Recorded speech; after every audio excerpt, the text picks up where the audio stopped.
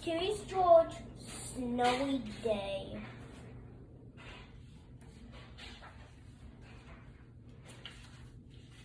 George woke up to a wonderful surprise.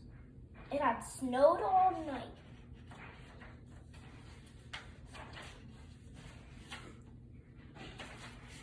George was curious about all that clean, white snow. Maybe he could build something out of it. You go outside, George, the man with the yellow hat. I'll make us some cocoa for later. This was going to be a perfect day. George went out to play. Uh-oh, he slipped right in the fluffy powder.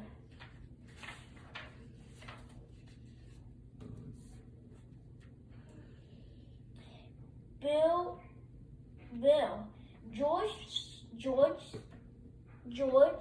friend and neighbor come by. He did not have any trouble walking on the snow. Hey George, Bill said, I have an extra pair of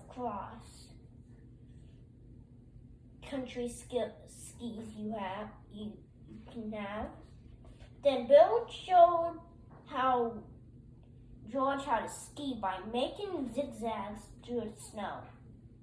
George could not wait to try himself. Well, skis could stay on top of snow, and he followed Bill uphill. Suddenly, they heard a noise. Oink, oink, oink. Bill said, I'm going to find out what that is. You wait there. George waited up top of the hill in the cold. His house looked small and warm. George wanted to get home for his cocoa, but was Bill coming back? Hey, George, Bill shouted from the bottom of the hill.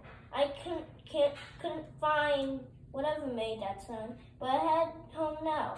Keep the skis and have fun.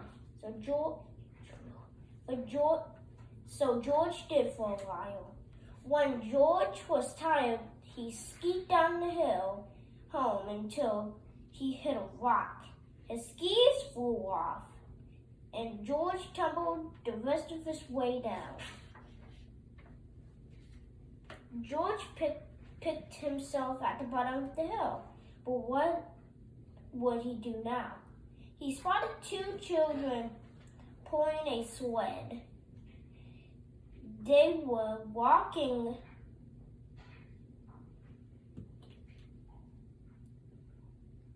on the snow,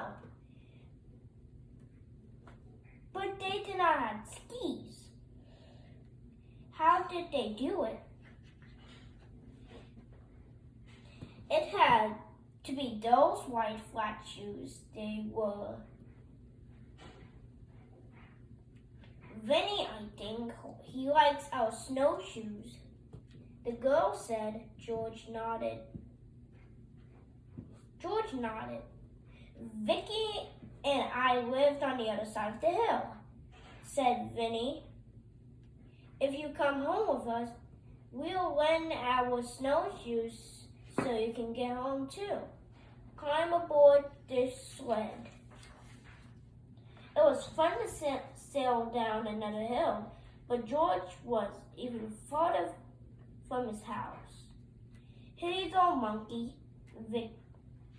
Vicky said. She gave George her snowshoes and climbed on the sled. Bye, monkey. Good luck. George began his long journey home. He was cold and tired, climbing up the hill. The hill was hard work. Thought of the nice steaming cup of cocoa. He kept him going. Oink! George looked up. There was that noise again. He decided to follow it. a cold, lost pig. What was he doing out there by himself? And how could George rescue the poor pig? George remembered how Vicky and Vinny had rescued him. What George needed was a sled. It had to be flat and big enough for the pig to sit on. A fallen sign nearby, like a good choice. What a ride! When George got home, he found his neighbor, Farmer Reckon.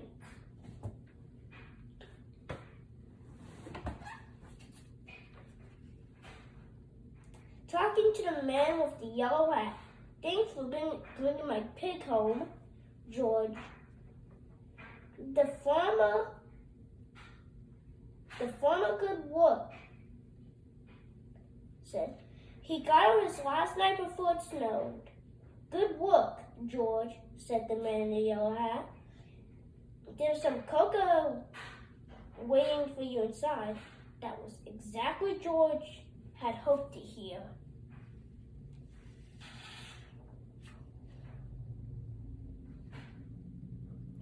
Skiing, snowshoeing, sledding, and now cocoa happened a perfect snowy day.